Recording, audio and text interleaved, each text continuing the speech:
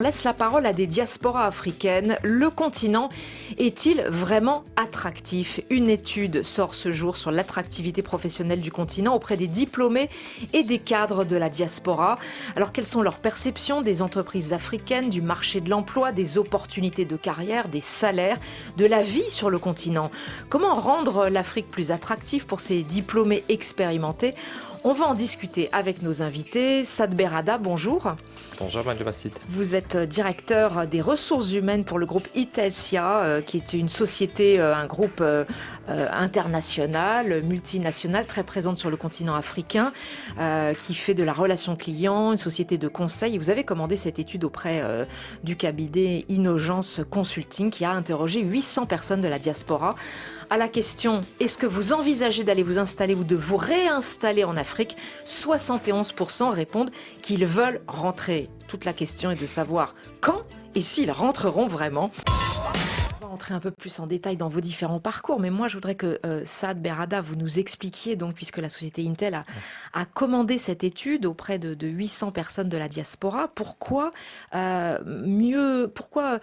aviez besoin de mieux comprendre l'attractivité professionnelle du continent auprès des diplômés et des cadres de la diaspora?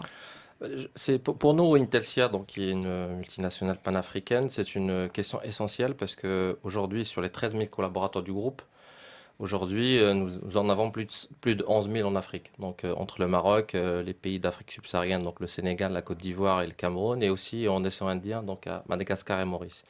Et le développement de la société nous a tout de suite exposé à des sujets de compétences qui n'existent pas ou peu localement sur certaines expertises très pointues, sur des compétences managériales. Donc, d'où est venue l'idée de dire, OK, aujourd'hui, partout dans le monde, il y a une diaspora qui a une expérience, qui a une compétence, qui a aussi une volonté de venir en Afrique. Donc, on s'est dit, au-delà de garder des clichés sur la volonté de retour et plutôt motivés par des aspects de rémunération ou de statut d'expatrié ou de stabilité politique ou de retour vers la famille, on s'est dit il faut peut-être comprendre pourquoi cette diaspora veut-elle rentrer en Afrique, quels sont vraiment les leviers, les motivations pour que nous, alors justement, en tant qu'employeurs, voilà. Alors, ils disent j'ai dit, ils veulent rentrer à 71%, voilà. Mais alors, bon, à moyen terme, bon, c'est pas toujours très précis. Oui et non, parce que c'est vrai qu'aujourd'hui, les 71% qui déclarent vouloir revenir, s'installer ou se réinstaller sur le continent, il y a aujourd'hui 40% qui disent on souhaite aller immédiatement. Et ça, pour nous, c'était la première surprise, parce que l'idée est toujours souvent là chez les diasporas, mais 40% aujourd'hui disent avoir en tout cas une volonté immédiate d'aller s'installer dans ces pays-là. D'autant plus ils sont jeunes, plus ils veulent rentrer. Tout à fait. La tranche 24-27 ans est un peu au-dessus par rapport à, certainement, parce que j'ai entendu le mot risque tout à l'heure dans les interventions des auditeurs qui parlent beaucoup du mot du risque. Effectivement, c'est quelque chose qu'on retrouve souvent quand on discute avec la diaspora, parce que c'est vrai qu'on a un modèle social en Europe, on a un certain confort et on a beaucoup de risques en Afrique. Bon, Madame parlait du système bancaire, de l'épargne, de l'aide de l'État, etc. Donc c'est vrai qu'il y a des vrais challenges. Après, nous, notre position, c'est de dire en tant qu'employeur qui a investi en Afrique, qu'est-ce qu'on peut faire pour la diaspora pour au moins peut-être je dirais, arrêter quelques idées préconçues. Alors, à notre petite échelle, on n'est pas aujourd'hui, on ne va pas se substituer ni aux États ni au gouvernement, parce qu'on reste une entreprise... Alors, quand ils disent « je veux rentrer », ça ne veut pas forcément dire rentrer dans mon pays d'origine, d'où est originaire ma famille. Pas forcément. Ça fait partie aussi des surprises qu'on a eues, parce qu'on pensait qu'une grande majorité allait dire je rentre au Sénégal parce que je suis sénégalais. Ben non, c'est que 56% finalement.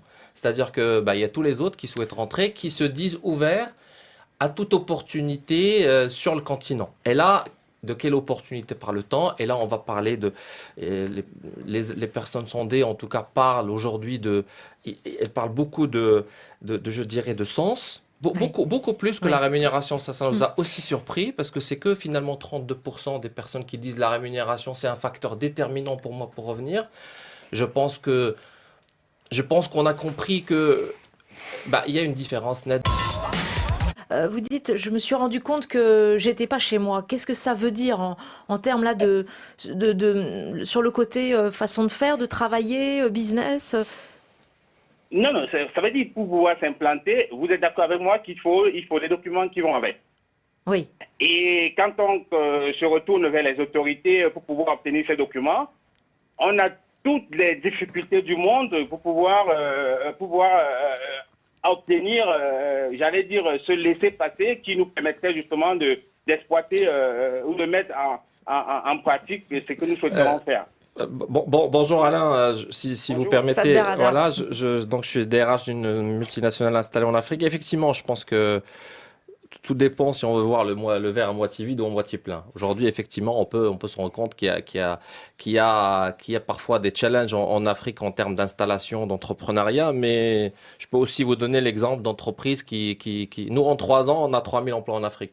Et on y est allé comme ça, en tant qu'entrepreneur, avec nos moyens, et puis faut s'accrocher. Je pense que, au départ. voilà, on est marocain, puis après on est allé dans des pays d'Afrique subsaharienne, dans le Cameroun.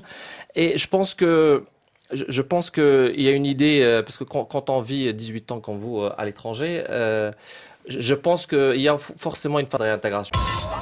Je pense que quand on vit à l'étranger, en fait, on est un peu déconnecté des réalités de la localité.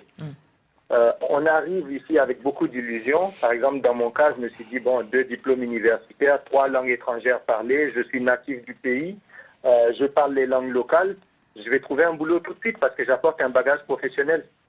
Mais la réalité du terrain est tout autre, en fait.